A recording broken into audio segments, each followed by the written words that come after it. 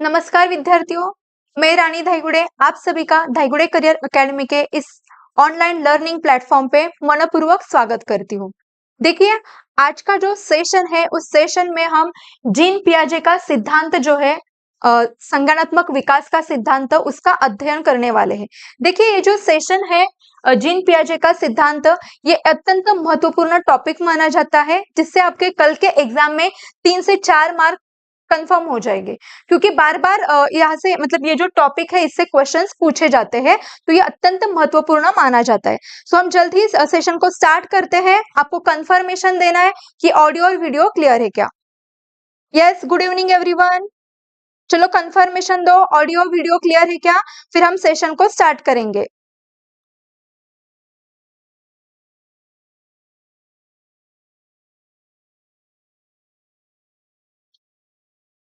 Yes, audio video clear है क्या?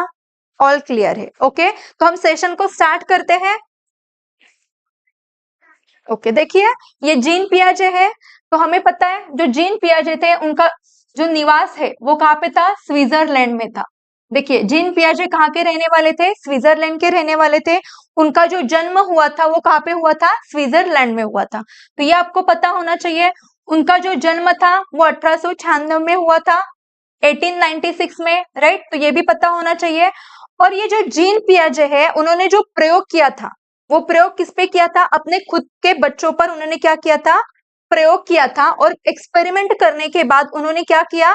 जो संज्ञानात्मक विकास का सिद्धांत था वो सबके सामने उन्होंने प्रस्तुत किया, राइट? तो देखिए, आपको यहाँ से भी क्वेश्चन आ सकता है कि जीन पियाजे ने जो एक्सपेरिमेंट किया था वो एक्सपेरिमेंट किस पे किया था? संज्ञानात्मक विकास का सिद्धांत रखने के लिए उन्होंने जो एक्सपेरिमेंट किया था वो खुद के अपने बच्चों पर किया था, और फिर उन्होंने क्या किया? संज्ञानात्मक विकास का सिद्धांत सबके सामने प्रस्तुत किया, रखा। तो देखिए, जीन पियाजे को विकासात्मक मनोविज्ञान का जनक भी कहा जाता है, क्योंकि देखिए जो विकासात्मक यानी कि क्या? जो संज्ञानात्मक विकास का सिद्धांत था वो किसने रखा था? जीन पियाजे ने रखा था, राइट? तो इसलिए जीन पियाजे को विकासात्मक मनोविज्ञान का जनक कहा जाता है। यहाँ से बहुत बार क्वेश्चन आ चुके हैं कि जीन डैश डैश को विकासात्मक मनोविज्ञान का जनक कहा जाता है। किसको कहा जाता है? जीन पियाजे को कहा जाता है। अब देखिए, संज्ञानात्मक विकास के अन्य नाम भी है। संज्ञानात्मक विकास तो हमें पता है, राइट? लेकिन उससे रिलेटेड और भी नाम है, क्योंकि हर बार जरूरी नहीं कि संज्ञानात्मक विकास यही नाम यूज किया जाए, अलग नाम से भी क्वेश्चन आ सकते हैं। जैसे कि आपको सिर्फ ऐसा भी कहा जाता है संज्ञान विकास, ज्ञानात्मक विकास, या फिर विकासात्मक विकास, मानसिक विकास, या फिर सिर्फ अवस्था का सिद्धांत। इनमें से अगर कोई भी नाम आपको दिखाई देता है तो आपको क्या समझना है? ये क्या है? जीन पियाजे का संज्ञानात्मक विकास का सिद्धांत है। ये जो क्वेश्चन आया है ये कहां से आया है? जीन पियाजे के संज्ञानात्मक विकास के सिद्धांत पर आधारित क्वेश्चन है। देखिए क्या क्या कहा मैंने? संज्ञान, ज्ञानात्मक, विकासात्मक, मानसिक विकास, या फिर अवस्था का सिद्धांत। अगर केवल आपको अवस्था का सिद्धांत भी दिखाई देता है तभी आपको ध्यान में क्या रखना है? ये जो क्वेश्चन है ये किसके बारे में पूछा जा रहा है? जीन पियाजे के संज्ञानात्मक विकास का सिद्धांत पर आधारित क्वेश्चन आया हुआ है। ओके, देखिए पियाजे का मानना क्या था? जैसे ही बच्चों में जैविक परिपक्वता आती है वैसे ही बच्चे क्या करते हैं? दो वस्तुओं के बारे में अपने दिमाग में अवधारणा बना लेते हैं। यानी कि देखिए, जैसे जैसे बच्चे बड़े होते हैं उनमें जैसा जैसा बायोलॉजिकल मैच्योरेशन आता है, यानी कि क्या? बायोलॉजिकल मैच्योरेशन यानी कि क्या होता है? जैविक परिपक्वता। जिस तरह से उनके अंदर जैविक परिपक्वता आती है बिल्कुल वैसे ही क्या होता है? तो वस्तुओं के बारे में अपने दिमाग में अवधारणा बनाना शुरू कर देते हैं। अलग अलग वस्तुओं के बारे में उनके मन में क्या होती है? अवधारणा बननी शुरू हो जाती है। अवधारणा यानी कि क्या होता है? कॉन्सेप्ट्स होती है, संकल्पनाएं होती है। अवधारणा यानी कि क्या? कॉन्सेप्ट्स होती है। तो देखिए, पियाजे के अनुसार जो बच्चे होते हैं वो सक्रिय ज्ञान निर्माता होते हैं। यहां से भी क्वेश्चन आ चुका है और कल के एग्जाम में पॉसिबिलिटी है कि आ सकता है। पियाजे के अनुसार बच्चे सक्रिय ज्ञान निर्माता तथा नन्हे वैज्ञानिक है। यहाँ से क्वेश्चन आ सकता है कि जीन पियाजे के अनुसार बच्चे डैश डैश तथा डैश डैश डैश के है जो संसार के बारे में अपने सिद्धांतों की रचना करते हैं। छोटे बच्चों को उन्होंने क्या कहा है जीन पियाजे ने? सक्रिय ज्ञान के निर्माता होते हैं छोटे बच्चे, और नन्हे वैज्ञानिक भी कहा गया है। इन शॉर्ट भी क्वेश्चन आ सकता है कि डैश डैश ने बच्चों को नन्हे वैज्ञानिक कहा है। किसने किसने कहा है बताइए? बच्चों को नन्हे वैज्ञानिक जीन पियाजे ने कहा है, तो ये आपको पता होना चाहिए। पियाजे के अनुसार बच्चों की जो सोच होती है वो वयस्क लोगों से अलग होती है। देखिए, छोटे बच्चों की जो थिंकिंग होती है, विचार होते हैं वो अलग होते हैं, और बड़े लोगों की जो सोच होती है या फिर विचार होते हैं वो अलग होता है, राइट। लेकिन भगवान ने जो बुद्धि दी है वो सभी को एक जैसी दी है, राइट। मतलब हम क्या कह सकते हैं, सोच अलग अलग होती है छोटे बच्चे की, या फिर बड़े बड़े जो इंसान होते हैं या फिर बड़े व्यक्ति जो होती है उनकी क्या होगी, सोच अलग अलग होती है, सोचने का तरीका अलग होता है, लेकिन बुद्धि समान होती है। इन शॉर्ट हम क्या कह सकते हैं, मात्रा में डिफरेंशिएट हो रहा है क्या यहाँ पे? नहीं, सोचने के तरीके पे डिफरेंशिएशन किया जा रहा है। मात्रा यानी कि क्या? क्वांटिटी। मात्रा यानी कि क्या? क्वांटिटी। तो देखिए, भगवान ने जो दिमाग दिया है वो सभी को एक समान क्वांटिटी में दिया है। अलग अलग दिया है क्या? नहीं दिया है, राइट। लेकिन सोचने का तरीका अलग होता है, चिंतन का तरीका अलग होता है, विचार अलग अलग होते हैं। तो हम क्या कह सकते हैं, सोच में क्या होता है, डिफरेंशिएशन हम कर सकते हैं, लेकिन क्वांटिटी या फिर मात्रा सभी इंसानों में कैसा होगा, समान होगा, वो अलग नहीं होता है। ओके, अब देखिए यह है हमारा मेन पॉइंट जो कि आज के सेशन का टारगेट होगा, संज्ञानात्मक विकास की अवस्थाएं। देखिए, जीन पियाजे के संज्ञानात्मक विकास की अवस्थाएं कितनी है? 4 अवस्थाएं। यहाँ से भी क्वेश्चन आ सकता है कि जीन पियाजे के संज्ञानात्मक विकास की अवस्थाएं कितनी है? कितनी होगी? 4 होगी। उसमें से पहली अवस्था देखिए क्या है, संवेदी पेशीय अवस्था है, जिसे इंद्रियगामक अवस्था भी कहा जाता है। इंद्रियगामक अवस्था, इंद्रियगामक अवस्था जो कि जन्म से लेके 2 वर्ष तक होती है, जन्म से लेके 2 वर्ष तक होगी, राइट। और जो दूसरी होती है, दूसरी अवस्था वो क्या है, पूर्व संक्रियात्मक अवस्था होती है। कौन सी अवस्था होती है? पूर्व संक्रियात्मक अवस्था होती है, जो कि 2 वर्ष से लेके 7 वर्ष तक की होती है। देखिए, जो बच्चा होता है 2 वर्ष से लेके 7 वर्ष का, इस मतलब ये जो रेंज दी है, राइट, ये जो अवस्था होती है 2 से 7 वर्ष तक की, वो अवस्था कौन सी होती है? पूर्व संक्रियात्मक अवस्था होती है। और तीसरी अवस्था होती है मूर्त संक्रियात्मक अवस्था। तीसरी अवस्था क्या है? मूर्त संक्रियात्मक अवस्था है। तो ये 7 वर्ष से लेके 11 वर्ष के बीच वाला या फिर बीच के आयु वाला जो बच्चा होता है वो इस अवस्था में आता है, मूर्त संक्रियात्मक अवस्था। तो मूर्त संक्रियात्मक अवस्था यानी कि क्या? जहाँ पे बच्चा क्या करता है, मूर्त चिंतन करना शुरू कर देता है, मूर्त चिंतन वो कर सकता है। और चौथी होती है औपचारिक संक्रियात्मक अवस्था, जिसे हम क्या कहते हैं, 11 वर्ष से आगे होगा, 11 से आगे। ओके,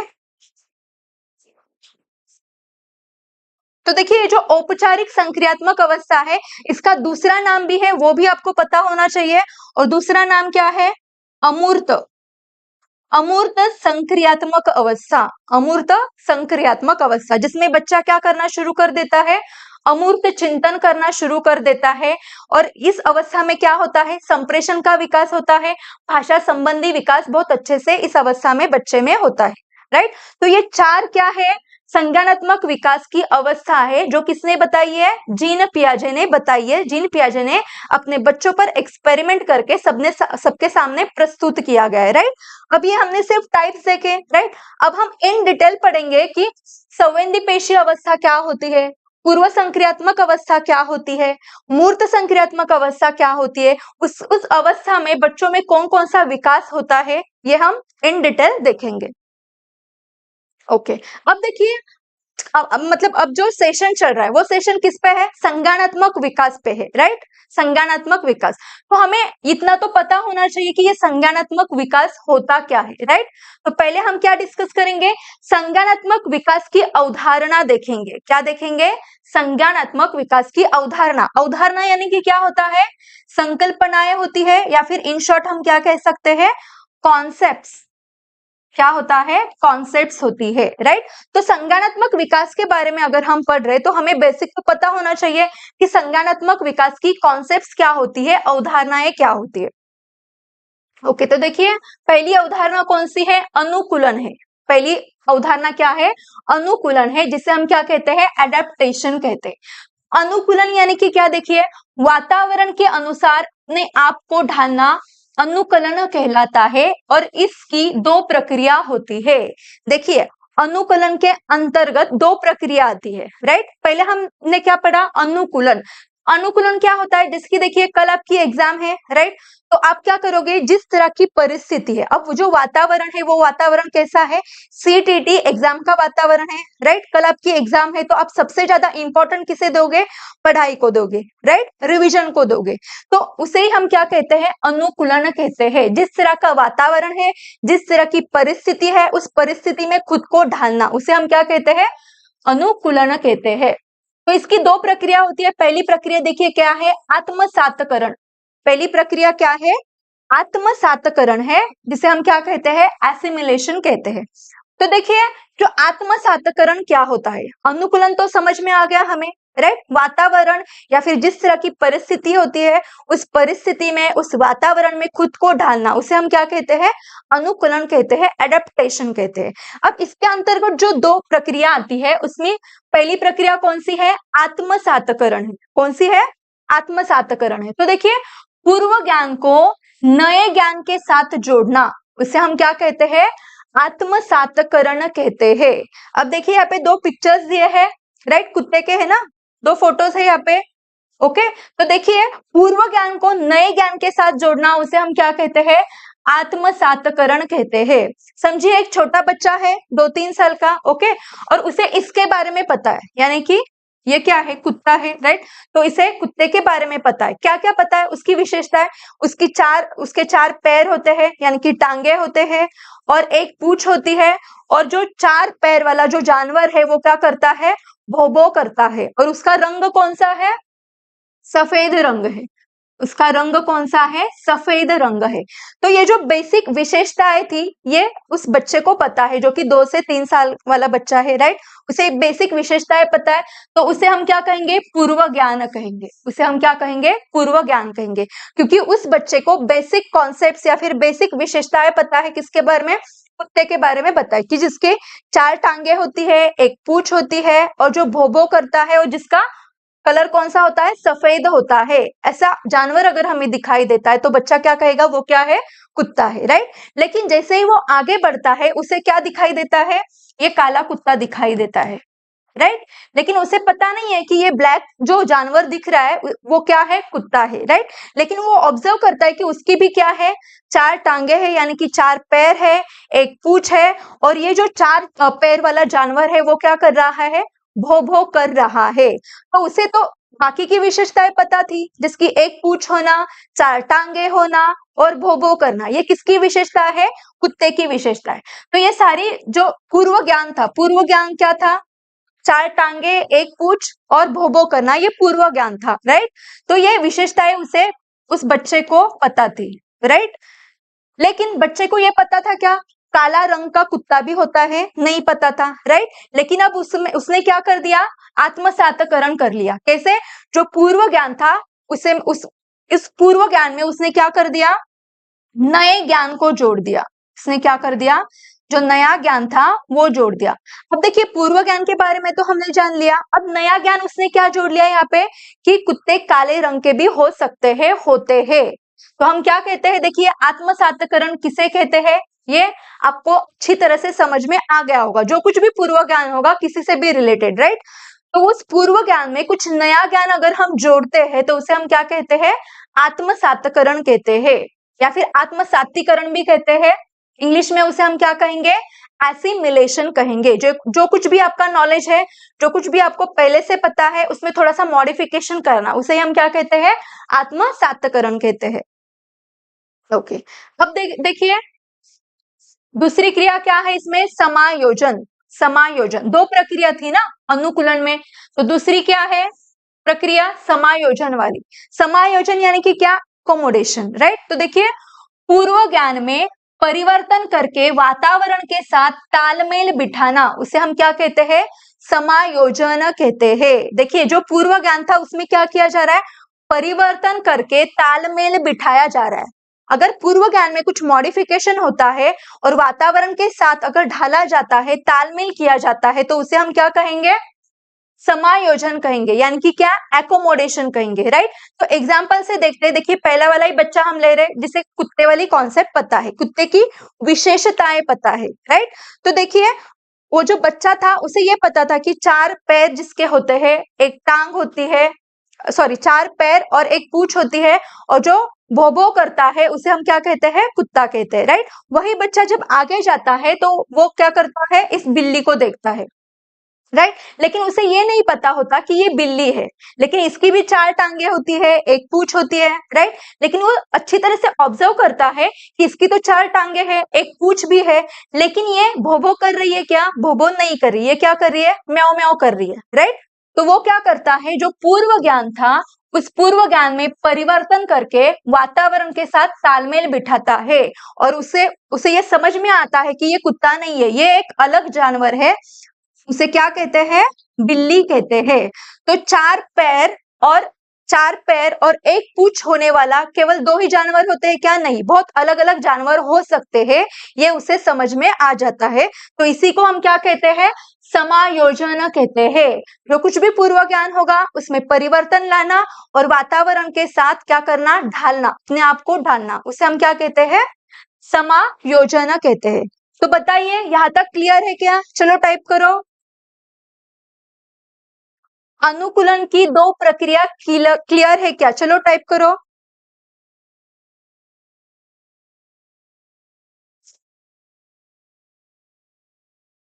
देखिए मुझे 12 स्टूडेंट्स लाइव दिख रहे हैं, चलो टाइप करो, क्लियर है क्या?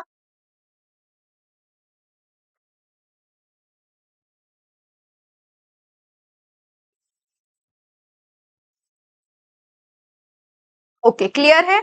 अब हम देखेंगे संतुलन क्या होता है। संतुलन यानी कि क्या होता है? इक्विलिब्रेशन होता है।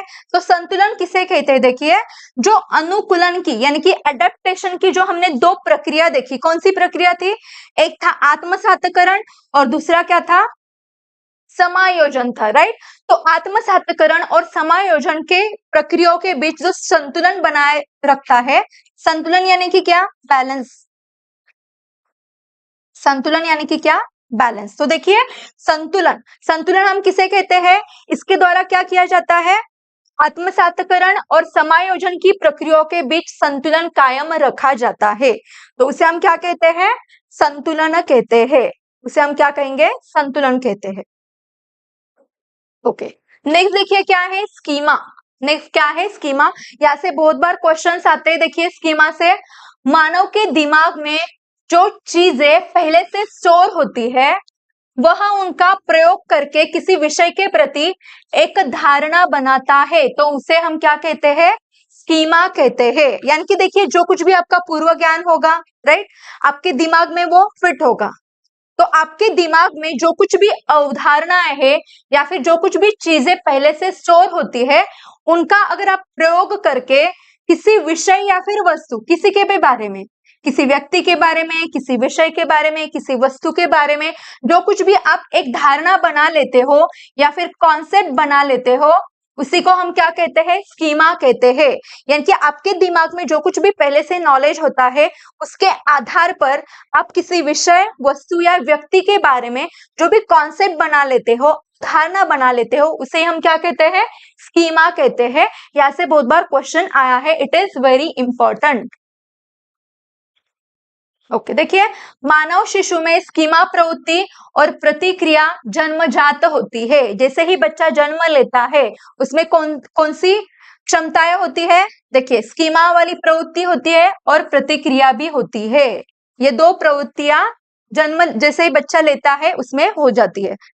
ओके अब नेक्स्ट है ऑर्गेनाइजेशन। ऑर्गेनाइजेशन यानी कि क्या? संगठन। ऑर्गेनाइजेशन यानी कि क्या? संगठन। अब देखिए हमने अभी स्कीमा पढ़ा, राइट। तो स्कीमा में हमने क्या देखा? जो कुछ भी नॉलेज हमारे दिमाग में पहले से फिट था उसके आधार पर हमने क्या किया? कोई विषय हो, वस्तु हो या व्यक्ति हो, उसके बारे में एक एक अवधारणा बना ली, राइट। तो वो अवधारणा क्रम में होती है क्या? बिल्कुल भी नहीं, राइट। तो स्कीमा के अंदर जो कुछ भी अवधारणा या फिर धारणा हम बना लेते हैं, कॉन्सेप्ट्स हम बना लेते हैं, उन्हें क्रम में ऑर्गेनाइज करना, उसी को ही हम क्या कहते हैं?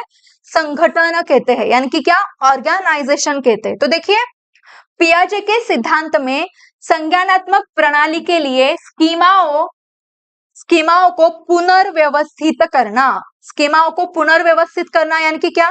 जो कुछ भी धारणा हमने बना ली है उसे अच्छी तरह से रीअरेंज करना, अच्छी तरह से क्रम में लगाना, उन्हें हम क्या कहते हैं? स्कीमाओं को जोड़ने को ही क्या कहा जाता है? संगठन कहा जाता है या फिर ऑर्गेनाइजेशन कहा जाता है, क्रम में स्कीमाओं को लगाना। ओके, अब देखिए जो मेन मुद्दा था हमारा, वहां पे हम आ गए हैं। पियाजे के संज्ञानात्मक विकास की 4 अवस्थाएं। ओके, देखिए पियाजे ने संज्ञानात्मक विकास की कितनी अवस्थाएं बताई है? 4 अवस्थाएं बताई है। तो उसमें से हम पहली अवस्था देखने वाले हैं, संवेदीपेशीय अवस्था। संवेदीपेशीय अवस्था को ही और दूसरा नाम क्या है? इंद्रिय गामक अवस्था। इंद्रिय गामक अवस्था। ओके, तो देखिए जो बच्चा इस अवस्था में होता है, संवेदीपेशीय अवस्था या फिर इंद्रिय गामक अवस्था कह लो, तो ये जो अवस्था होती है वो जन्म से 2 वर्ष तक की होती है। इसका ड्यूरेशन क्या है? जन्म से 2 वर्ष तक की जो अवस्था होती है उसे हम क्या कहते हैं? संवेदीपेशीय अवस्था कहते हैं या फिर इंद्रिय गामक अवस्था कहते हैं। तो ये जो अवस्था होती है, इस अवस्था में जो छोटा बच्चा होता है वो जो कुछ भी ज्ञान प्राप्त करता है या फिर जो कुछ भी नया ज्ञान ग्रहण करता है, नई नई चीजें सीखता है, वो किसके माध्यम से सीखता है? सेंस ऑर्गन से सीखता है, इंद्रियों से सीखता है। वो कौन कौन से इंद्रिय? देखिए, कान होता है, हाथ, जीवा, आंख होती है और नाक होता है, राइट। तो ये जो 5 इंद्रिय है, इसके माध्यम से वो क्या करता है? नया ज्ञान सीखता है या फिर नई नई चीजें सीखता रहता है। तो उसी को हम क्या कहते हैं? संवेदीपेशीय अवस्था या फिर इंद्रिय गामक अवस्था, यानी कि क्या? इंद्रियों के माध्यम से कुछ नया सीखना, उसी को हम क्या कहते हैं? इंद्रिय गामक अवस्था कहते हैं। तो देखिए इस अवस्था में बच्चा अपनी ज्ञानेंद्रियों के माध्यम से सीखता है, और ज्ञानेंद्रिय कितने हैं? 5 ज्ञानेंद्रिय है। इसके माध्यम से बच्चा क्या करता है? नई नई चीजें सीखता रहता है, नए नए अनुभव लेते रहता है। ओके, देखिए ये जो इंद्रिय गामक अवस्था है, संवेदीपेशीय अवस्था है, उसी में क्या होता है? वस्तु स्थायित्व का विकास होता है। वस्तु स्थायित्व का विकास यानी कि क्या? ऑब्जेक्ट परमानेंस उसे हम कहते हैं। तो इसका गुण आ जाता है, गुण आना यानी कि क्या? ऑब्जेक्ट परमानेंस का, वस्तु स्थायित्व का विकास हो जाता है इस स्टेज में। तो देखिए यानी बच्चा अपने दिमाग में वस्तुओं की क्या करता है? छाप बनाना शुरू कर देता है, जिससे वो क्या कर सकता है? छिपी वस्तु को भी ढूंढ सकता है। तो यहाँ पे देखिए, अगर हम कोई चीज छुपा लेते हैं, उसे अगर बॉल पता है छोटे बच्चे को, 1.5 साल का है, 2 साल का है, राइट, तो वो क्या करता है? इजीली उसे ढूंढ लाता है, क्योंकि उसे पता होता है कि वो बॉल कैसे दिखता है। उसे हम क्या कहते हैं? वस्तु स्थायित्व कहते हैं। ऑब्जेक्ट परमानेंस का विकास इस स्टेज में होता है। तो यहाँ से आपको क्वेश्चंस आते हैं कि वस्तु स्थायित्व का विकास कौन सी अवस्था में होता है? चलो बताओ, कौन सी अवस्था में वस्तु स्थायित्व का विकास होता है? चलो टाइप करो, जितने भी स्टूडेंट्स लाइव दिख रहे हैं। वस्तु स्थायित्व का विकास कौन सी अवस्था में होता है?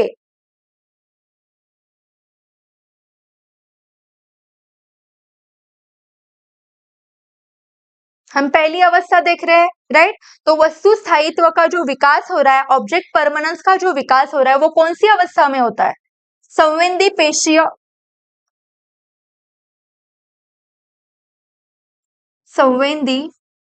अवस्था, संवेदीपेशीय अवस्था, या फिर इसे हम क्या कहते हैं?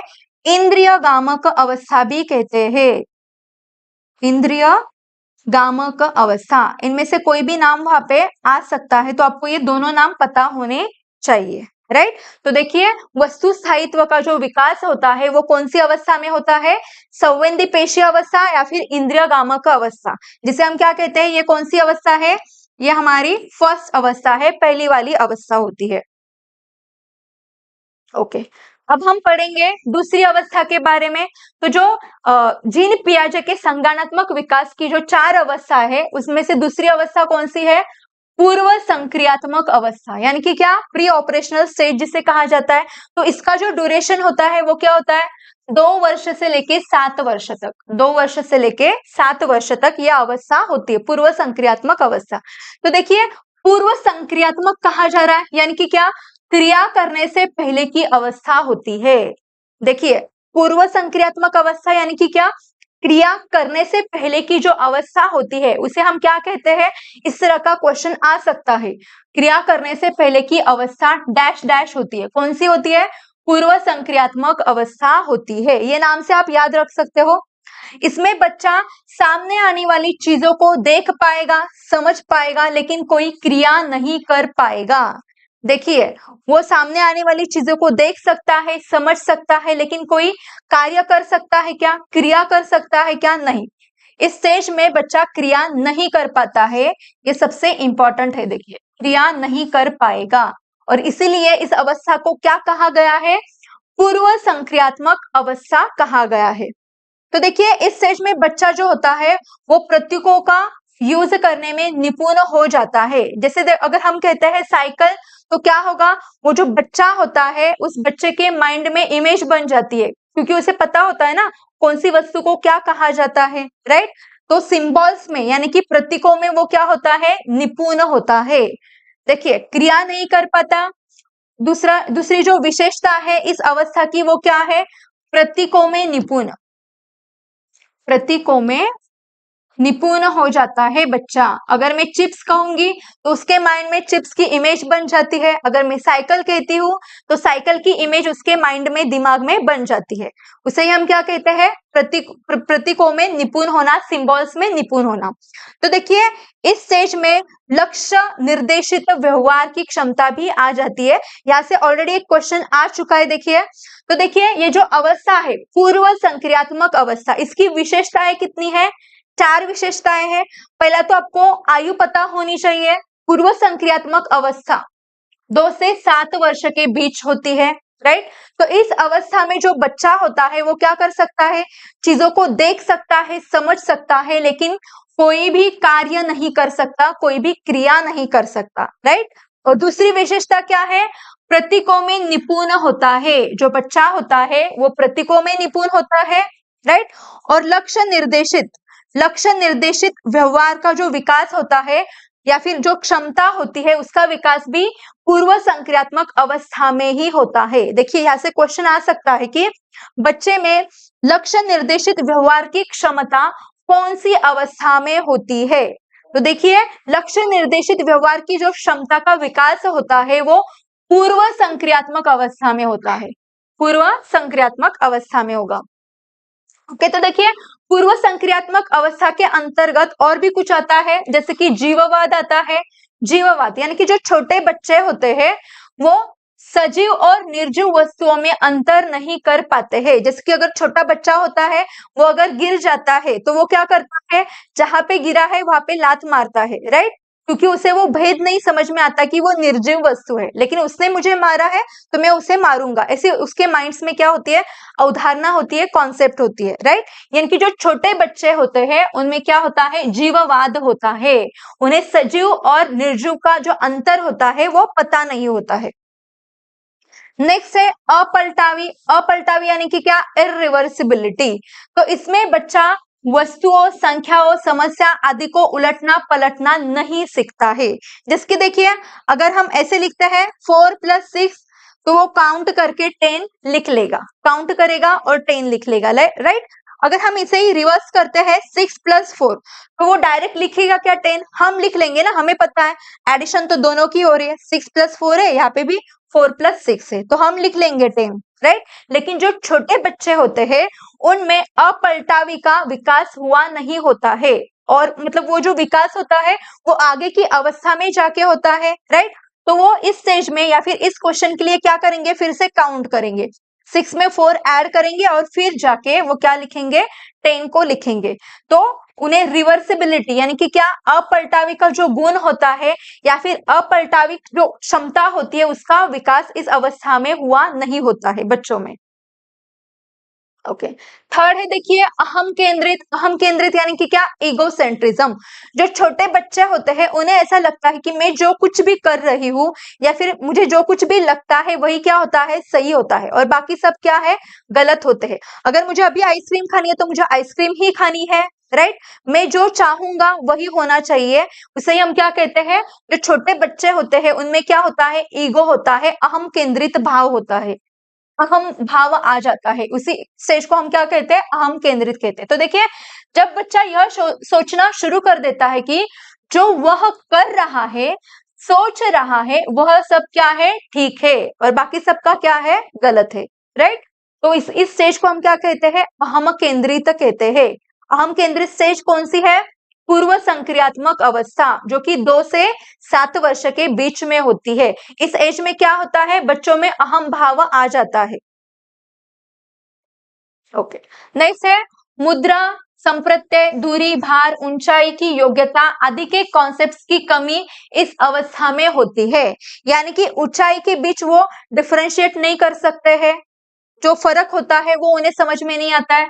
भार यानी कि क्या, जो वेट होता है उसके बारे में भी जो अवधारणा होती है, कॉन्सेप्ट होती है, वो उन्हें पता नहीं होती है। मुद्रा, संप्रत्यय, दूरी, मतलब ये जितना भी दिया है, मुद्रा, संप्रत्यय, दूरी, भार, ऊंचाई की योग्यता उनके अंदर विकसित नहीं होती है। कौन सी स्टेज में, मूर्त नहीं, पूर्व संक्रियात्मक अवस्था। कौन सी अवस्था, पूर्व संक्रियात्मक अवस्था। पूर्व संक्रियात्मक अवस्था जो कि 2 से 7 वर्ष के बीच में होती है। इस अवस्था में ना मुद्रा संप्रत्यय की कॉन्सेप्ट क्लियर होती है, ना दूरी, भार, ना ऊंचाई की, राइट।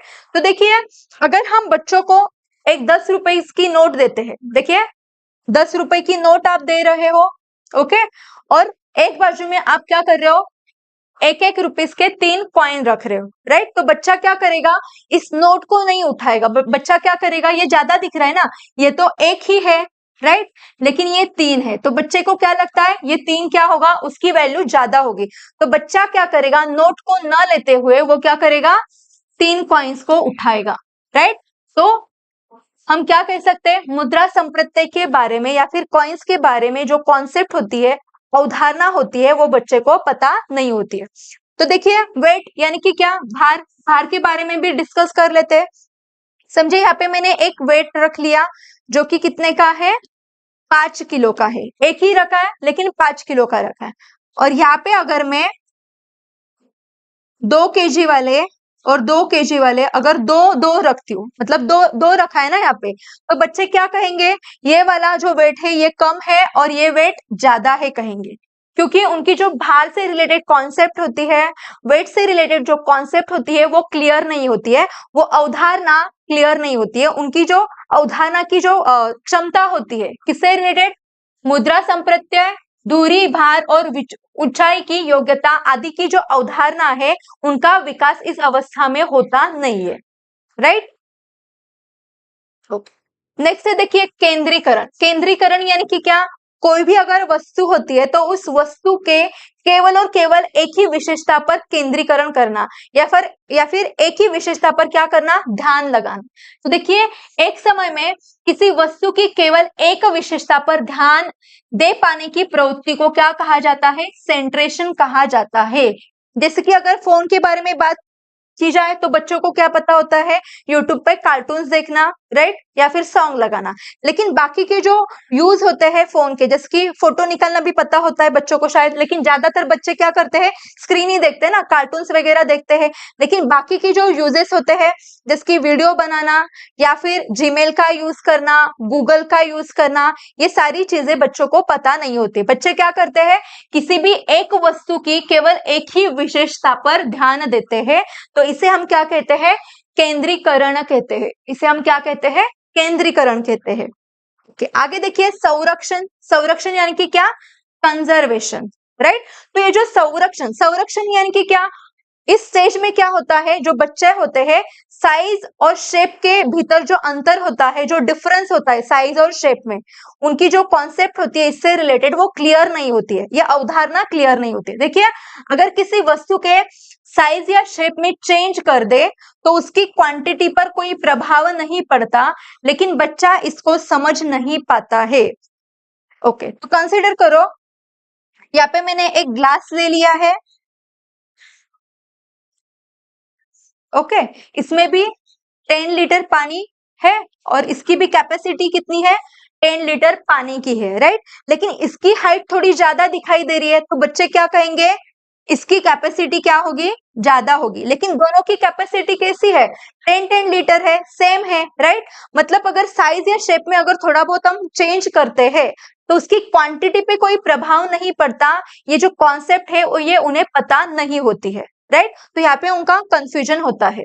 तो देखिए संरक्षण में आपको क्या याद रखना है, 2 कप याद कर लो या फिर 2 ग्लासेस याद कर लो। क्वांटिटी पे कोई प्रभाव नहीं पड़ता है, ये बच्चों को समझ में नहीं आता है इस अवस्था में।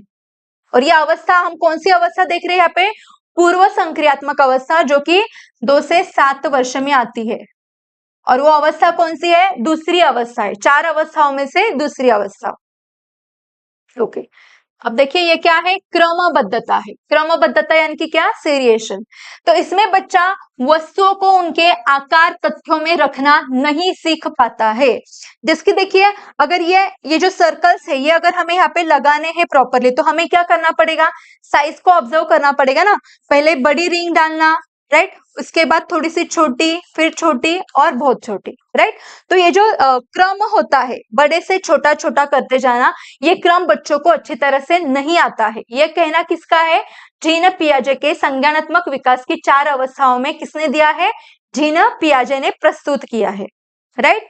तो देखिए पूर्व संक्रियात्मक अवस्था में क्रमबद्धता का विकास होता है क्या, नहीं होता है, उन्हें ये क्रमबद्धता पता नहीं होती है।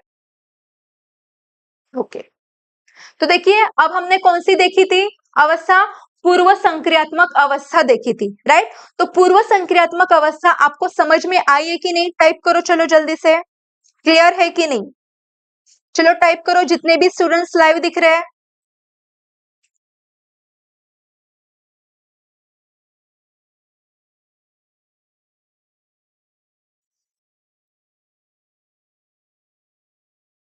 क्लियर है, ओके।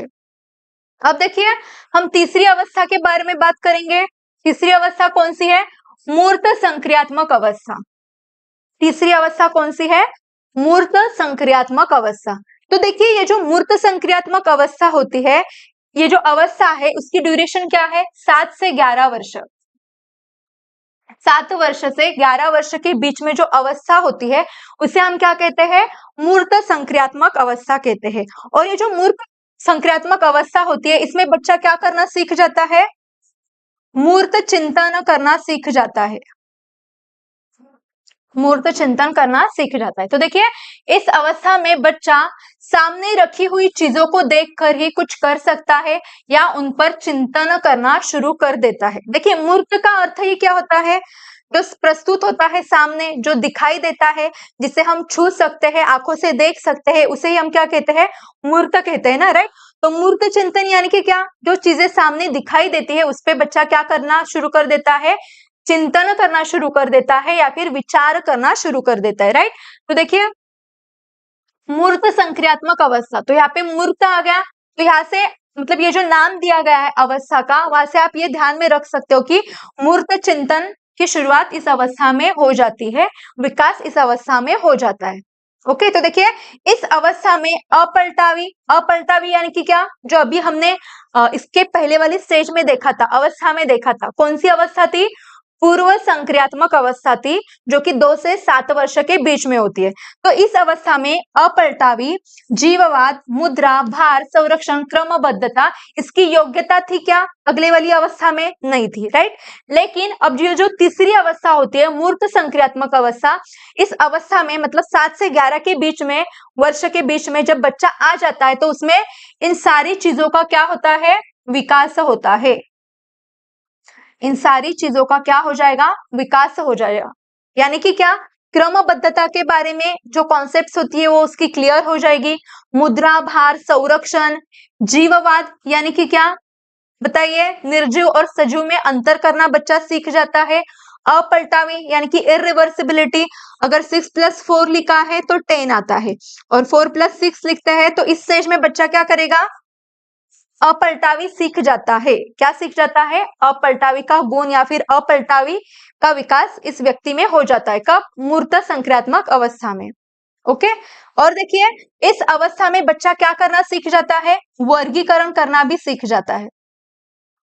वर्गीकरण करना यानी कि अगर अलग अलग चीजें होती है तो उसका क्लासिफिकेशन वो करना सीख जाता है। अगर हम कार्ड्स देते हैं, अलग अलग कार्ड्स जिसमें व्हीकल्स के पिक्चर है या फिर फ्रूट्स के पिक्चर्स है, तो वो क्या कर सकता है, क्लासिफाई कर सकता है कि ये खाने वाली चीजें है और ये क्या है, व्हीकल्स है, वाहन है, राइट। तो क्लासिफिकेशन यानी कि क्या, वर्गीकरण इस अवस्था में बच्चा सीख जाता है। वर्गीकरण का विकास या फिर वर्गीकरण से रिलेटेड जो भी क्षमताएं होती है उसका विकास मूर्त संक्रियात्मक अवस्था में हो जाता है। ओके, देखिए आगमनात्मक तर्कना, इसका भी विकास क्या हो जाता है, मूर्त संक्रियात्मक अवस्था, जो कि क्या है 7 से 11 के बीच में होती है। इस अवस्था में आगमनात्मक तर्कना यानी कि आगमनात्मक सोच का, चिंतन का विकास हो जाता है। यानी कि देखिए इसमें पहले क्या किया जाता है, बच्चों को उदाहरण दिए जाते हैं या फिर बेसिक जो पेड़ से रिलेटेड, यहाँ पे देखिए एक एग्जाम्पल लिया है, पेड़ जरूरी है या नहीं हमारे लिए, अगर हम ऐसा क्वेश्चन बच्चों को पूछते हैं, राइट। लेकिन वो कब क्वेश्चन पूछना है, पहले हम क्या करेंगे, आगमनात्मक तर्कना की बात की जा रही है, यानी कि बच्चों को पहले हम उदाहरण बताएंगे, पेड़ के बारे में हर एक विशेषताएं बताएंगे, राइट। उसके बाद अगर हम ये क्वेश्चन पूछते हैं तो बच्चे क्या करेंगे, बताएंगे ना, क्यों मतलब वो जरूरी होता है हमारे लिए, वो आंसर देंगे। यानी कि उदाहरण से हम कहा की ओर जा रहे, नियम की ओर जा रहे या फिर तर्क की ओर जा रहे, राइट। तो देखिए उदाहरण से तर्क की ओर जाना, उसे ही हम क्या कहते हैं, आगमनात्मक तर्कना कहते हैं। यानी कि मूर्त संक्रियात्मक अवस्था में क्या होता है, आगमनात्मक जो सोच होती है, जो तर्क करने की क्षमता होती है, उसका कंप्लीटली विकास यहाँ पे हो जाता है। ओके, अब हमारी लास्ट स्टेज है, लास्ट अवस्था है औपचारिक संक्रियात्मक अवस्था। क्या है, औपचारिक संक्रियात्मक अवस्था, जिसे क्या कहा जाता है, अमूर्त संक्रियात्मक अवस्था भी कहा जाता है। देखिए औपचारिक संक्रियात्मक अवस्था का जो दूसरा नाम है वो भी आपको पता होना जरूरी होता है। पहले कौन सी स्टेज आएगी, थर्ड स्टेज, मूर्त संक्रियात्मक अवस्था, और उसके बाद क्या आएगा, औपचारिक या फिर अमूर्त संक्रियात्मक अवस्था आएगा, राइट। तो देखिए 11 वर्ष से आगे की अवस्था को हम क्या कहते हैं, अमूर्त संक्रियात्मक अवस्था या फिर औपचारिक संक्रियात्मक अवस्था कहते हैं। तो देखिए ये जो संज्ञान, ये जो स्टेज है या फिर अवस्था है, उसे संज्ञान की सर्वोच्च अवस्था मानी जाती है। यहां से क्वेश्चन आया हुआ है और आगे जाके आ भी सकता है, इट इज वेरी इंपॉर्टेंट।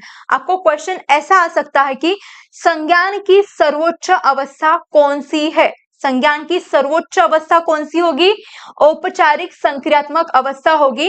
क्योंकि इस अवस्था में क्या होता है, जितनी भी क्षमताएं होती है, जितना भी कुछ सीखने वाला होता है, वो सब का विकास क्या हो जाता है, इसमें बच्चे का जो विकास होता है वो हो जाता है। यानी कि हमने क्या देखा था, पूर्व संक्रियात्मक अवस्था में अपलटावी आ रहा था क्या, बच्चे को नहीं आ रहा था, राइट। तो वैसे ही हम क्या कह सकते हैं, औपचारिक संक्रियात्मक अवस्था में जितनी जरूरत होती है या फिर जितना कुछ भी नॉलेज होता है वो बच्चा क्या कर लेता है, उससे रिलेटेड जितनी भी क्षमताएं होती है या फिर जो अवधारणा होती है उसका विकास क्या हो जाता है, इस स्टेज में हो जाता है। इसलिए इसे क्या कहा जाता है, संज्ञान की सर्वोच्च अवस्था कहा जाता है। क्योंकि देखिए इसके पहले वाली जो अवस्था थी वो कौन सी थी, मूर्त संक्रियात्मक अवस्था थी। उस अवस्था में बच्चा क्या कर सकता है, सिर्फ जिन चीजों को वो देख सकता है, छू सकता है, उसी के बारे में वो क्या कर सकता है, चिंतन कर सकता है, विचार कर सकता है, राइट, मूर्त संक्रियात्मक अवस्था में।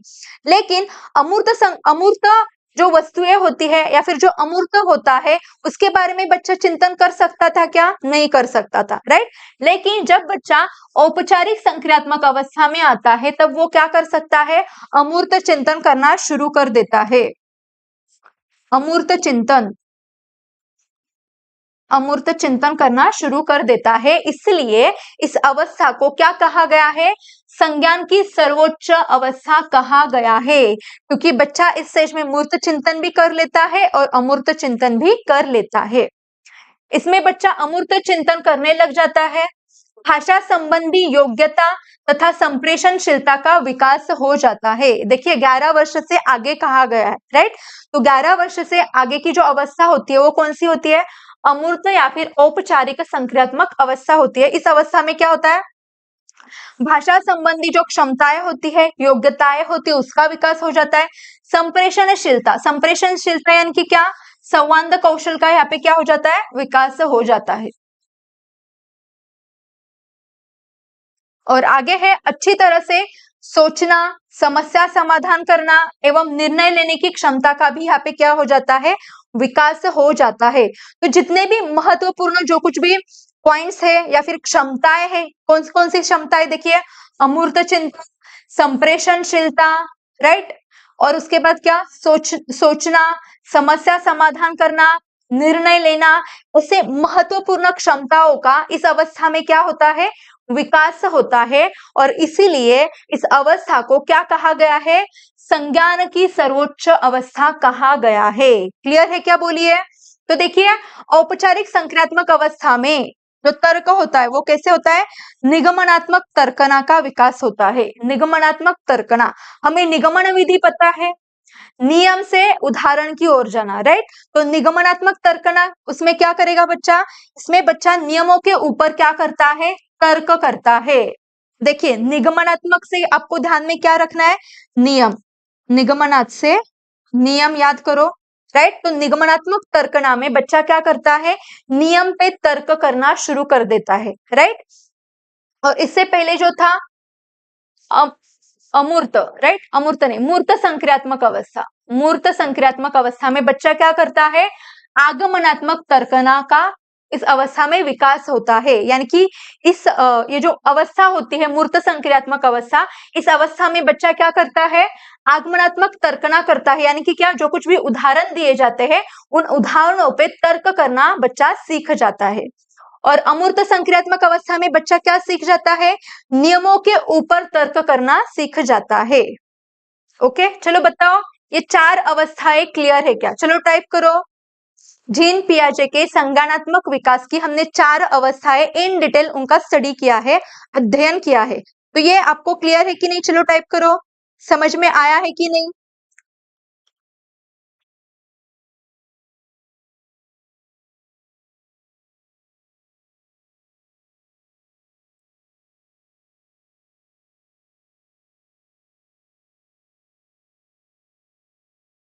ओके, तो देखिए अब ये लास्ट पॉइंट है, यहां से भी क्वेश्चन आया था एक बार, इसलिए ये पॉइंट लिया है।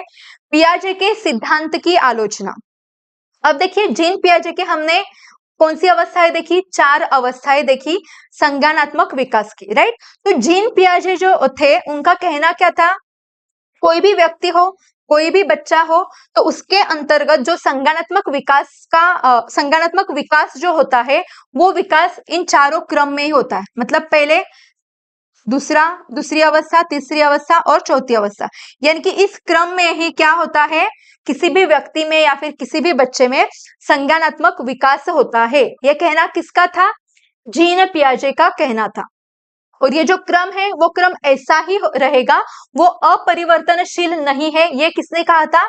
जीन पियाजे ने कहा था, जो कि गलत था। अगर देखिए 1.5 साल का बच्चा है, राइट? अगर उसे एक समृद्ध परिवेश मिल जाता है, एक अच्छा वातावरण मिल जाता है, अच्छी तरह से अगर हम उसे प्रशिक्षित करते हैं, तो वो 1.5 साल का बच्चा भी अपनी अवस्था से आगे जाके बहुत कुछ सीख सकता है। उसका अगर ये स्तर है उसकी आयु के अकॉर्डिंग, राइट? लेकिन अगर उसे समृद्ध परिवेश मिलता है, अच्छा वातावरण मिलता है, अच्छा एक प्रशिक्षण मिलता है, तो वो क्या कर सकता है? अपने आयु के स्तर से भी आगे जाके वो सीख सकता है, राइट? ये सही है। लेकिन जीन पियाजे ने क्या कहा? जो संज्ञानात्मक विकास होता है वो केवल इसी क्रम में होता है, इसी आयु के अकॉर्डिंग होगा। मतलब अगर छोटा बच्चा है जो कि 2 से 7 वर्ष का है, 2 से 7 वर्ष का है, राइट? तो ये बोल नहीं सकता, क्या बताइए? भाषा से रिलेटेड जो संप्रेषण कहते हैं हम, संप्रेषण का विकास इस बच्चे में हुआ नहीं होता है क्या? 2 से 7 वर्ष का जो बच्चा होता है उसमें भाषा से संबंधित विकास हो सकता है। वो किस पर डिपेंड किया जाता है? किस तरह का वातावरण है, किस तरह का समृद्ध परिवेश है, उस पर वो डिपेंड करता है, राइट। इसलिए देखिए जीन पियाजे का जो संज्ञानात्मक विकास का सिद्धांत था उसकी क्या की गई थी? आलोचना की गई थी। आलोचना यानी कि क्या? निंदा करना, क्रिटिसाइज करना। उन्हें क्रिटिसाइज क्यों किया गया था? क्योंकि उन्होंने एक ही क्रम में क्या होता है, विकास होता है, ऐसा बताया गया था, जो कि क्या था? रॉन्ग था। अगर छोटे बच्चों को अगर हम प्रॉपरली ट्रेन करते हैं, अच्छा समृद्ध परिवेश देते हैं, तो वो क्या करते हैं? अपनी आयु के अकॉर्डिंग भी आगे जाके क्या करते हैं? आगे के स्तर का वो ज्ञान सीख सकते हैं। ओके, देखिए जीन पियाजे के संज्ञानात्मक विकास के सिद्धांत का शैक्षिक महत्व, एजुकेशनल इंपॉर्टेंस क्या है इस सिद्धांत का, वो हम देखेंगे। तो देखिए संज्ञानात्मक या फिर मानसिक विकास जो होता है वो निरंतर चलने वाली प्रक्रिया होती है। ये क्या, कौन सी प्रक्रिया है? निरंतर चलने वाली प्रक्रिया होती है। बालकों का मानसिक विकास धीरे धीरे एक क्रम के अंतर्गत होता रहता है और इसलिए बालकों की जो सोच होती है वो कैसी होती है? गुणात्मक रूप में वयस्कों से भिन्न होती है। यह हमने देखिए अभी पढ़ा था। वयस्क जो लोग होते हैं उनकी जो सोच होती है वो सोच और छोटे बच्चे की सोच कैसी होती है? भिन्न होती है, अलग होती है गुणात्मक रूप से, राइट। लेकिन मात्रात्मक रूप से कैसा होगा? एक ही जैसा होता है, लेकिन गुणात्मक रूप में अलग होता है। पूर्व संक्रियात्मक अवस्था के बालकों के लिए शिक्षक को मूर्त संसाधनों एवं दृश्य श्रव्य सामग्रियों का प्रयोग करना चाहिए। देखिए पूर्व संक्रियात्मक अवस्था, पूर्व संक्रियात्मक अवस्था में हमने क्या देखा था? अपलटावी, जीववाद, संरक्षण, केंद्रीकरण, ये सारे गुण देखे थे, राइट, पूर्व संक्रियात्मक अवस्था में। तो देखिए अगर पूर्व संक्रियात्मक अवस्था वाला अगर कोई बच्चा है या फिर कोई कक्षा है और उन्हें हमें क्या करना है? पढ़ाना है, एक शिक्षक को वहां पे पढ़ाना है, तो क्या करना चाहिए? मूर्त संसाधनों का उपयोग करना चाहिए और उसी के साथ क्या? दृश्य श्रव्य सामग्रियों का उपयोग करके उन्हें पढ़ाना चाहिए। तार्किक चिंतन के विकास में बाल्यावस्था जो होती है वो बहुत महत्वपूर्ण कड़ी मानी जाती है, क्योंकि देखिए बाल्यावस्था ऐसी स्टेज होती है जिसमें क्या होता है? ज्यादा चिंतन का विकास होता है। तार्किक चिंतन का ज्यादा विकास कब होता है? बाल्यावस्था में होता है, इसलिए बाल्यावस्था को महत्वपूर्ण कड़ी मानी जाती है। यहाँ से भी क्वेश्चन आता है, देखिए तार्किक चिंतन के विकास में डैश डैश महत्वपूर्ण कड़ी मानी जाती है। कौन सी अवस्था आएगी यहाँ पे? बाल्यावस्था आएगी, बाल्यावस्था। ओके, देखिए विचार विनिमय के माध्यम से तार्किक बुद्धि के विकास के अवसर हमें बच्चों को देने चाहिए। उससे क्या होगा बताइए? तार्किक यानी कि क्या? लॉजिकल, जिसे हम कहते हैं लॉजिकल वे से सोचना, उसका क्या होता है? विकास बच्चों के अंतर्गत हो जाता है। ओके, ये क्लियर है क्या? चलो टाइप करो, फिर हम प्रश्न विश्लेषण की ओर जाते हैं। चलो टाइप करो। जीन पियाजे के संज्ञानात्मक विकास की चारों अवस्थाएं आपको क्लियर है क्या? समझ में आई है क्या? फिर हम क्वेश्चन की ओर बढ़ते हैं।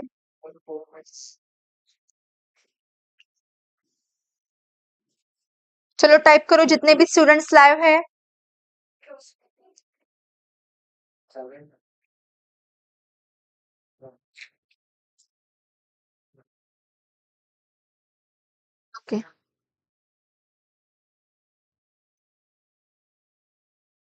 ओके, देखिए ये सीटीटी की बैच है धाईगुड़े करियर एकेडमी की, पेपर 1 और पेपर 2 के लिए है। ओके, गणित व बुद्धिमत्ता स्पेशल बैच है जो कि सिर्फ और सिर्फ 600 रुपए में मिलती है, राइट। तो देखिए उसका जो ड्यूरेशन है, कालावधि है, वो क्या है? 4 महीनों का है। और ये जो बैच है वो लाइव प्लस रिकॉर्डेड बैच है, लाइव प्लस रिकॉर्डेड बैच होगी। और इसके लिए आपको क्या करना है? एप्लीकेशन डाउनलोड करना है। देखिए ये धाईगुड़े करियर एकेडमी का रिजल्ट है। ओके, सरल सेवा कॉम्बो बैच है और ये जो बैच होगी ये लाइव प्लस रिकॉर्डेड बैच होगी जो कि सिर्फ आपको 1300 रुपए में मिल जाएगी। ओके, टेट शिक्षक अभियोग्यता व बुद्धिमत्ता चाशनी, ये जो बैच है ये भी लाइव प्लस रिकॉर्डेड बैच होगी और ये बैच जो है वो आपको सिर्फ 2000 में मिल जाएगी। ओके, ये देखिए ये शिक्षक भर्ती के रिजल्ट्स है। ओके, आंगनवाड़ी पर्यवेक्षिका बैच जो कि सिर्फ और सिर्फ महिलाओं के लिए होती है, ये बैच की जो फीस है ये है 1500 रुपए। 1500 रुपए में आपको ये बैच मिल जाएगी और इसका जो ड्यूरेशन है वो क्या है, 6 मंथ का है। लाइव प्लस रिकॉर्डेड बैच होगी। ओके, इसके लिए आपको क्या करना है, धाईगुड़े करियर एकेडमी का एप्लीकेशन डाउनलोड करना है। ओके, देखिए धाईगुड़े एकेडमी सातारा, अगर आपको कोई भी कोर्स ज्वाइन करना है तो धाईगुड़े एकेडमी सातारा का एप्लीकेशन आपको डाउनलोड करना है, वहां से आप क्या कर सकते हो, कोर्स को परचेस कर सकते हो। ओके, अब हम स्टार्ट करते हैं हमारे क्वेश्चन का एनालिसिस को। ओके, तो देखिए पहला क्वेश्चन क्या है, रुचि को 3 पेंसिलें दिखाई जाती है, वह देखती है कि पेंसिल ख से बड़ी है। देखिए यहाँ पे हमने निकाला पेंसिल क, यह है हमारी पेंसिल क। ओके, तो पेंसिल ख से कैसी है, बड़ी है, तो यहाँ पे हमने निकाला ख। ये क्या है, ख पेंसिल है, ये क पेंसिल है, और पेंसिल ख जो है वो पेंसिल ग से बड़ी है। यहाँ पे आ गई हमारी पेंसिल ग। ग से कौन सी पेंसिल बड़ी है, ख वाली बड़ी है, और ख से कौन सी पेंसिल बड़ी है, क वाली बड़ी है। राइट, तो जब रुचि यह निष्कर्ष निकालती है कि क पेंसिल जो है वो ग से बड़ी है, तो वह जीन पियाजे के किस संज्ञानात्मक विकास की विशेषता को दर्शाती है। देखिए यहाँ पे क्या किया जा रहा है, हमें क्या बताया गया, क पेंसिल जो है वो ख से बड़ी है। राइट, और ख पेंसिल ग से बड़ी है। राइट, तो रुचि नाम की लड़की ने क्या किया, ये ऑब्जर्व किया प्रॉपरली और उसपे से एक निष्कर्ष निकाला, एक अनुमान निकाला, कंक्लूजन निकाला, और वो कंक्लूजन क्या था कि जो क पेंसिल है वो ग से बड़ी है। तो यहाँ पे कंक्लूजन निकाला जा रहा है, एक निष्कर्ष निकाला जा रहा है, अनुमान निकाला जा रहा है, तो इसे हम क्या कहेंगे, सकर्मक अनुमान कहेंगे। तो देखिए जीन पियाजे के अकॉर्डिंग संज्ञानात्मक विकास की कौन सी विशेषता दर्शाई जा रही है, यहाँ पे सकर्मक अनुमान की अवस्था दिखाई जा रही है, विशेषता दिखाई जा रही है। राइट, तो इसका सही उत्तर क्या होगा, सकर्मक अनुमान होगा।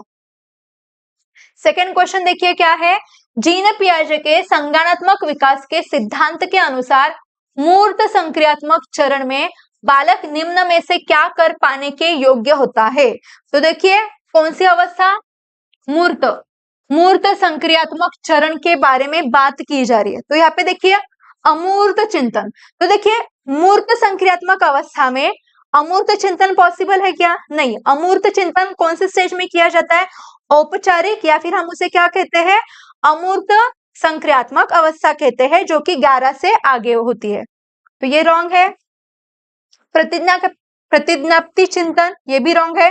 परिकल्पना आधारित निगमनात्मक तर्कना, तो यहाँ पे देखिए थोड़ी सी टाइपिंग मिस्टेक थी। यहाँ का जो फोर्थ ऑप्शन है वो क्या है, परिकल्पना आधारित निगमनात्मक तर्कना। तो देखिए जो परिकल्पना आधारित निगमनात्मक तर्कना का विकास कौन सी स्टेज में होता है, अमूर्त या फिर औपचारिक संक्रियात्मक अवस्था में होता है, जो कि 11 वर्ष से आगे होती है, 11 वर्ष से आगे होती है। इसलिए ये भी रॉन्ग है, क्योंकि देखिए यहाँ पे पूछा किस अवस्था के बारे में है, मूर्त कहा है ना, मूर्त, तो ये तो अमूर्त में आता है, ये भी रॉन्ग हो गया। ये बाकी के 3 ऑप्शन, तो यहाँ पे देखिए मूर्त में क्या आता है, प्रतिवर्तन। अब देखिए प्रतिवर्तन का अर्थ क्या होता है, अपलटावी, अपलटावी। राइट, तो देखिए अपलटावी के बारे में हमने कौन सी अवस्था में देखा था, पूर्व संक्रियात्मक अवस्था और मूर्त संक्रियात्मक अवस्था। राइट, तो जो पूर्व संक्रियात्मक अवस्था थी, उस पूर्व संक्रियात्मक अवस्था में अपलटावी की जो क्षमता थी उसका विकास हुआ था क्या, नहीं होता है। राइट, लेकिन जो अगली अवस्था होती है मूर्त संक्रियात्मक अवस्था, उसमें बच्चा अपलटावी के बारे में, मतलब अपलटावी के बारे में जितनी भी कॉन्सेप्ट्स होती है उसमें वो सक्षम हो जाता है, उसकी क्षमताएं बढ़ जाती है। राइट, तो इसका सही उत्तर क्या होगा, प्रतिवर्तन होगा। ओके, नेक्स्ट देखिए क्या है, निम्नलिखित व्यवहारों में से कौन सा जीन पियाजे के द्वारा प्रस्तावित मूर्त संक्रियात्मक अवस्था को विशेषित करता है। और एक बार देखिए क्वेश्चन कहां से आया है, मूर्त संक्रियात्मक अवस्था को विशेषित करता है, कौन करता है विशेषित, चलो बताओ। देखिए यहाँ पे क्या आ गया, निगमनात्मक तर्क आ गया, तो ये रॉन्ग हो गया क्योंकि ये कहाँ पे आएगा, अमूर्त में आएगा, औपचारिक में आएगा। स्थगित अनुकरण, पदार्थ स्थायित्व, पदार्थ स्थायित्व यानी कि क्या, ऑब्जेक्ट परमानेंस, ये कहाँ पे आता है, जो पहली अवस्था होती है, संवेदी पेशीय अवस्था या फिर इंद्रिय गामक अवस्था, संवेदी पेशीय अवस्था जो कि जन्म से 2 वर्ष के बीच में होती है। प्रतीकात्मक खेल और विचारों की अनुत्क्रमणीयता, ये आता है क्या मूर्त संक्रियात्मक अवस्था में, बिल्कुल भी नहीं, राइट। तो देखिए यहाँ का जो करेक्ट आंसर होगा वो क्या होगा बताइए, संरक्षण और कक्षा समावेशन। करेक्ट आंसर यहाँ पे क्या होगा, संरक्षण और कक्षा समावेशन होगा, संरक्षण और कक्षा समावेशन, क्योंकि संरक्षण यानी कि क्या, कंजर्वेशन। तो संरक्षण का जो विकास होता है वो विकास पूर्व संक्रियात्मक अवस्था में होता है क्या, बिल्कुल भी नहीं।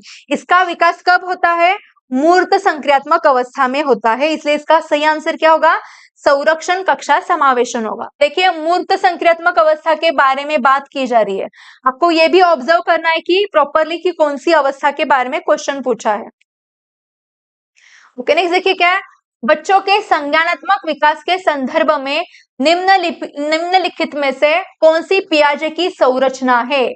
बच्चों के संज्ञानात्मक विकास के संदर्भ में जीन पियाजे की कौन सी संरचना है। देखिए जीन पियाजे की संरचना में हमने अवलोकन अधिगम पढ़ा है क्या, ऐसा कोई वर्ड तो सुना है क्या, अभी ये पूरे सेशन में हमने नहीं सुना है।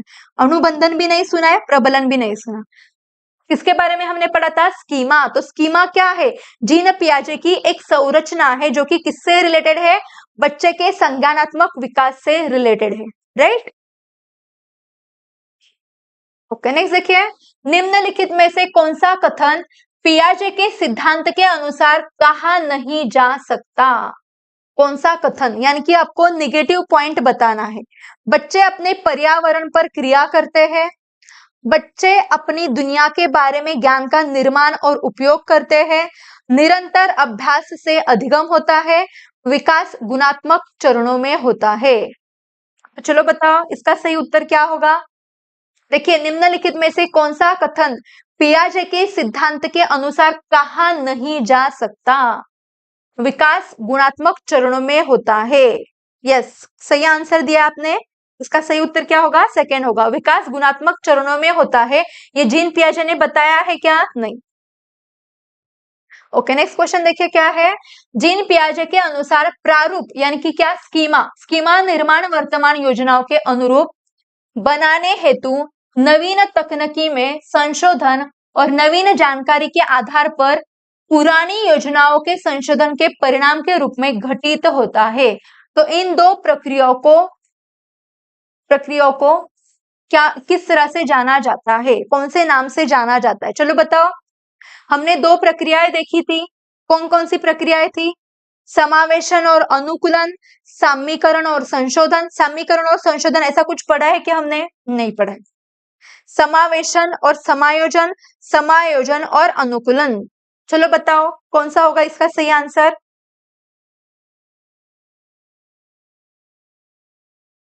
इसका सही आंसर क्या होगा, समावेशन और समायोजन, समावेशन और समायोजन होगा। क्योंकि देखिए यहाँ पे क्या कहा गया है, न्यू तकनीकी में संशोधन करना, मतलब देखिए वर्तमान योजना यानी कि जो पूर्व ज्ञान होता है उसमें संशोधन करना यानी कि नया ज्ञान जोड़ना, राइट। और नवीन जानकारी के आधार पर पुरानी योजनाओं के संशोधन के परिणाम के रूप में उसे घटित करना यानी कि मॉडिफिकेशन करना। तो इसका सही उत्तर क्या होगा, समावेशन और समायोजन होगा। ओके नेक्स्ट देखिए क्या है, जीन पियाजे के अनुसार बच्चे। ओके तो यहाँ पे हमें सारे पॉइंट्स पढ़ने पड़ेंगे। देखिए जीन पियाजे के अनुसार बच्चे को पुरस्कार एवं दंड के सिद्धांतों का प्रयोग करते हुए विशिष्ट तरीके से व्यवहार करना एवं सीखना सिखाया जा सकता है, ये गलत बात है। ज्ञान को सक्रिय रूप से संरचित करते हैं, जैसे जैसे वे दुनिया में व्यवहार कौशल का प्रयोग करते हैं तथा अन्वेषण करते हैं। ये पॉजिटिव लग रहा है, बाकी के ऑप्शंस भी देखेंगे। प्रेक्षणात्मक अधिगम की प्रक्रिया का अनुसरण करते हुए दूसरों का अवलोकन करके सीखते हैं, ऐसा कुछ बताया नहीं था उन्होंने। बच्चे को उद्दीपन अनुक्रिया संबंध के सावधानी पूर्ण नियंत्रण के द्वारा एक विशेष तरीके से व्यवहार करने के लिए अनुबंधित किया जा सकता है। तो ये उचित है क्या बताओ? नहीं, इसका सही उत्तर क्या होगा? सेकंड होगा। ज्ञान को सक्रिय रूप से संरचित करते हैं, जैसे जैसे वे दुनिया में व्यवहार कौशल का प्रयोग करते हैं तथा अन्वेषण करते हैं। ओके, नेक्स्ट देखिए क्या है। पियाजे के अनुसार 2 से 7 वर्ष के बीच का एक बच्चा संज्ञानात्मक विकास की किस अवस्था में होता है? चलो बताओ। 2 से 7 वर्ष कौन सी अवस्था होती है? बच्चा कौन सी अवस्था में होगा? चलो जल्दी से टाइप करो, कौन सी अवस्था होगी? अभी हमने 4 अवस्थाएं पढ़ी है, राइट? देखिए, औपचारिक संक्रियात्मक अवस्था 11 वर्ष से आगे वाली होती है। मूर्त संक्रियात्मक अवस्था 7 से 11 वर्ष। पूर्व संक्रियात्मक अवस्था 2 से 7 वर्ष। हमें क्या पूछा है? 2 से 7 वर्ष बीच का एक बच्चा संज्ञानात्मक विकास की किस अवस्था में होगा? तो पूर्व संक्रियात्मक अवस्था में होगा। कौन सी अवस्था? पूर्व संक्रियात्मक अवस्था। यस, बहुत जनों ने आंसर दिए, करेक्ट है। यस, पूर्व संक्रियात्मक अवस्था। डैश डैश के विचार से बच्चे सक्रिय ज्ञान निर्माता। देखिए, मैंने आपको पहली स्लाइड में बताया था, यहां से क्वेश्चन आया हुआ है। डैश डैश के विचार से बच्चे सक्रिय ज्ञान निर्माता तथा नन्हे वैज्ञानिक है जो संसार के बारे में अपने सिद्धांतों की रचना करते हैं। किसने कहा है बताइए? छोटे बच्चे को सक्रिय ज्ञान के निर्माता तथा नन्हे वैज्ञानिक, किसने कहा था? जीन पियाजे ने। जीन पियाजे ने कहा था। ओके, नेक्स्ट देखिए क्या है। 1 वर्ष तक के शिशु जब आंख, कान, हाथ से सोचते हैं तो निम्नलिखित में से कौन सा स्तर शामिल होता है? देखिए, इंद्रियों से वो क्या कर रहे हैं? सोच रहे हैं, समझ रहे हैं। इंद्रियों से ना, इंद्रियों के माध्यम से वो सोच रहे हैं, समझ रहे हैं। तो यहाँ पे कौन सा स्तर होगा बताइए? कौन सी अवस्था होगी?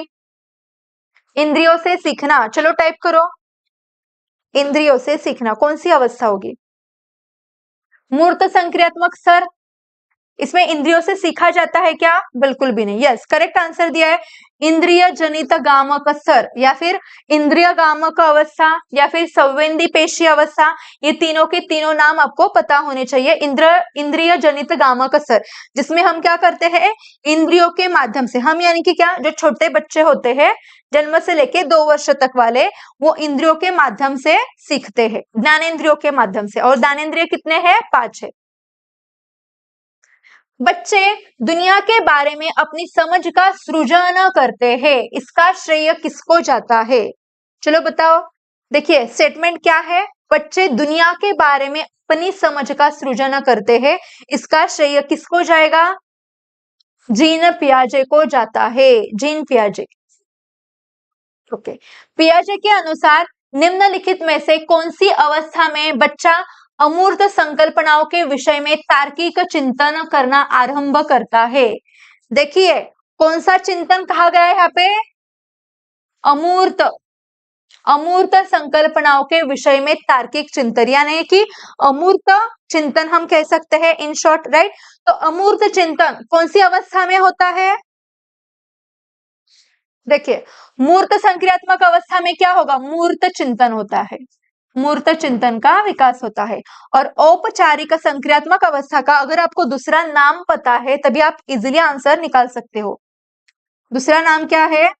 अमूर्त संक्रियात्मक अवस्था। और यही क्या होगा? इसका सही आंसर होगा। कौन सी अवस्था? 11 वर्ष से आगे वाली औपचारिक या फिर अमूर्त संक्रियात्मक अवस्था में बच्चा क्या करना शुरू कर देता है? बताइए। चिंतन, तार्किक चिंतन करता है। और किस पे आधारित?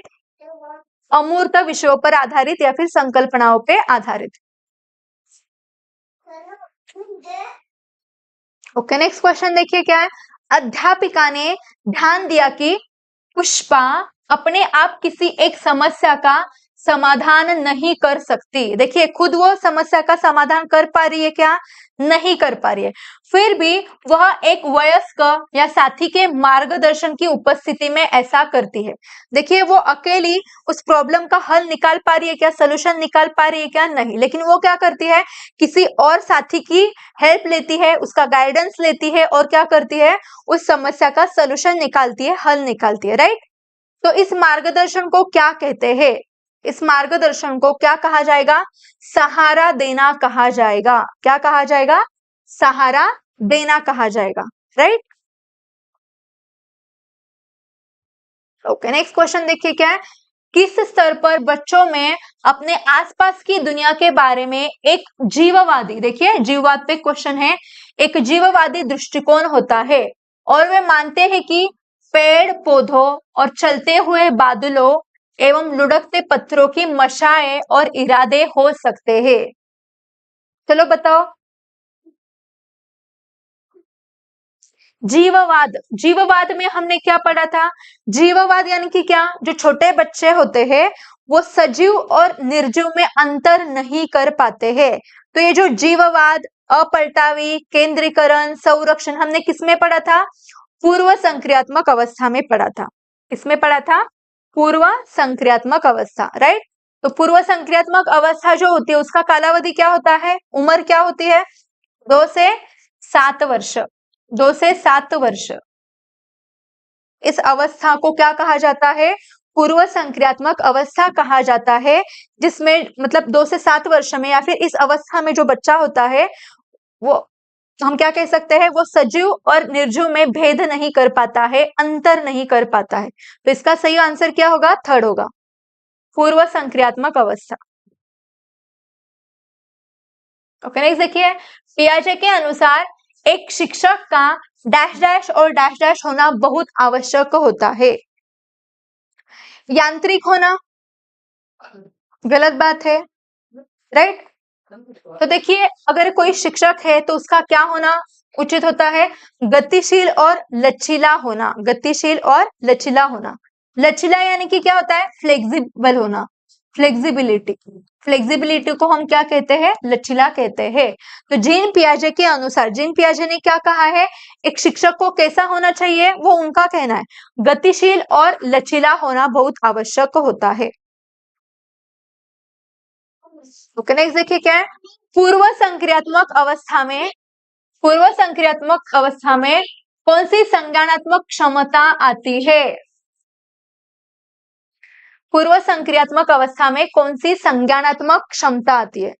ओके, देखिए ये अवस्था कौन सी है? पूर्व संक्रियात्मक अवस्था, यानी कि 2 से 7 वर्ष वाली पूर्व संक्रियात्मक अवस्था। परिकल्पनात्मक निगमनात्मक सोच, निगमनात्मक सोच आना, निगमनात्मक सोच का जो विकास होता है वो कब होता है? फोर्थ वाली जो अवस्था होती है औपचारिक संक्रियात्मक अवस्था में होता है। दूसरे का नजरिया लेने की क्षमता नहीं। देखिए मैंने आपको विशेषताएं बताई थी किसकी? पूर्व संक्रियात्मक अवस्था जो है उसकी विशेषताएं बताई थी। कौन कौन सी विशेषताएं थी बताइए? ये जो अवस्था है ये अवस्था कौन सी होती है? कार्य या फिर क्रिया करने से पहले वाली अवस्था होती है। राइट। और इस अवस्था में और एक विशेषता बताई थी, लक्ष्य निर्देशित व्यवहार की क्षमता का विकास होता है। लक्ष्य निर्देशित व्यवहार की क्षमता का क्या होता है? विकास होता है। तो इसका सही आंसर क्या होगा? लक्ष्य निर्देशित व्यवहार की क्षमता होगा। किस अवस्था में बच्चे वस्तु स्थायित्व की समझ तो बना लेते हैं परंतु यह नहीं समझ पाते कि क्रियाएं परिवर्तनीय है और उनके निर्णय चीजों की मौजूदा दिखावट पर निर्भर करते हैं? चलो बताओ कौन सी अवस्था होगी? चलो टाइप करो।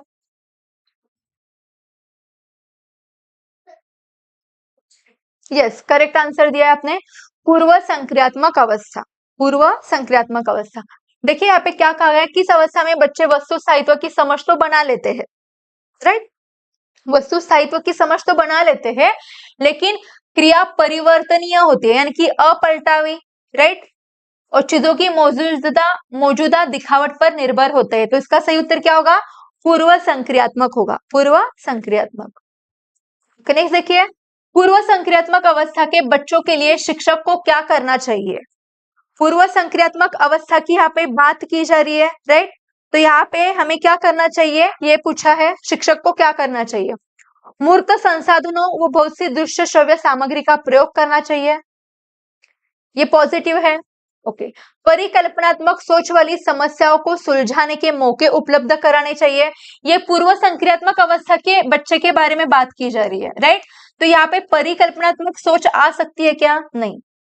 जटिल पदानुक्रमित संबंधों को दिखाते हुए चित्रों का प्रयोग करना चाहिए। पदानुक्रमित यानी कि यहाँ पे क्रम की बात की जा रही है, तो क्रमबद्धता का विकास इस अवस्था में होता है क्या? नहीं होता है। कौन सी अवस्था में होता है? मूर्त संक्रियात्मक अवस्था में होता है, तो ये भी रॉन्ग हो गया। अमूर्त समस्याओं पर अब अगर हमें काम करना है तो अमूर्त समस्या का जो विकास या फिर जो सोल्यूशन हम निकाल सकते हैं वो कौन सी अवस्था में निकाल सकते हैं? अमूर्त संक्रियात्मक अवस्था या फिर औपचारिक संक्रियात्मक अवस्था में हम क्या कर सकते हैं? अमूर्त समस्याओं पर काम करने के लिए कहना चाहिए, राइट? लेकिन ये पूर्व संक्रियात्मक अवस्था की बात की जा रही है, तो फर्स्ट क्या होगा? करेक्ट होगा। ओके, नेक्स्ट देखिए क्या है, निम्नलिखित में से कौन सा उम्र समूह जीन पियाजे के संज्ञानात्मक विकास के सिद्धांत के मूर्त संक्रियात्मक अवस्था चरण के समनुरूप है? देखिए, मूर्त संक्रियात्मक अवस्था कौन सी आयु के लिए कहा गया है? चलो बताओ। मूर्त संक्रियात्मक अवस्था हमने 4 अवस्थाएं देखी थी। पहली अवस्था कौन सी थी? संवेदी पेशीय अवस्था, संवेदी पेशीय अवस्था, ये जन्म से लेके 2 वर्ष तक की होती है, राइट? ओके, यहीं पे लिख लेते हैं हम। देखिए, 7 से 11 साल दिया है, राइट? 2 से 7 के लिए क्या होगा? पूर्व संक्रियात्मक अवस्था, पूर्व संक्रियात्मक अवस्था। 11 साल से ऊपर औपचारिक कह लो या फिर अमूर्त कह लो, औपचारिक संक्रियात्मक अवस्था।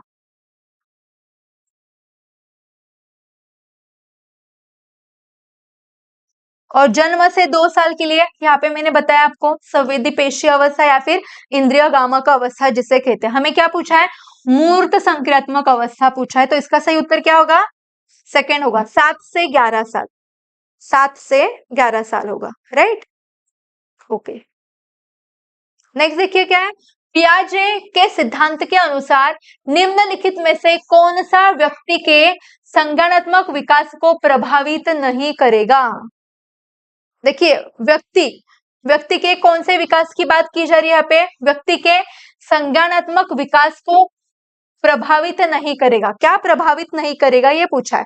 भाषा, परिपक्वन, क्रियाकलाप। देखिए, संज्ञानात्मक विकास की बात की जा रही है, तो इसमें सामाजिक अनुभव जो होता है वो प्रभावित नहीं होता है, प्रभावित नहीं करता है।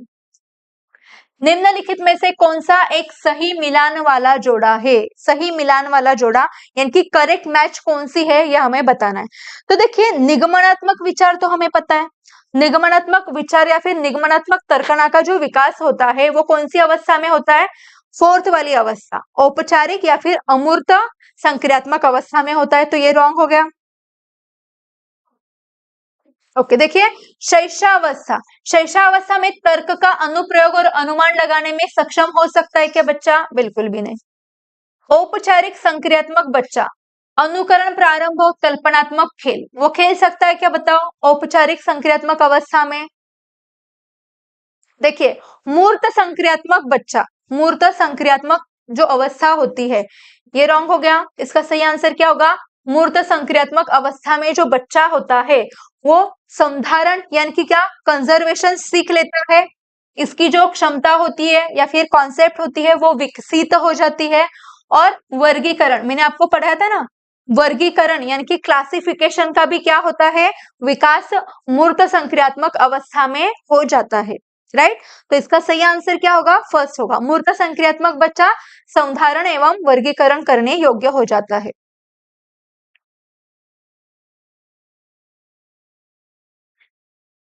ओके, देखिए गणित बुद्धिमत्ता स्पेशल बैच है, लाइव प्लस रिकॉर्डेड फॉर्म में ये रिजल्ट है। सरल सेवा कॉम्बो बैच है जो कि आपको सिर्फ 1300 रुपए में मिल जाएगी लाइव प्लस रिकॉर्डेड फॉर्म में। टेट शिक्षक अभियोग्यता व बुद्धिमत्ता चाशनी, ओके, ये बैच अब आपको 2000 रुपए में मिल जाएगी, लाइव प्लस रिकॉर्डेड फॉर्म में है। ये रिजल्ट है देखिए शिक्षक भर्ती के।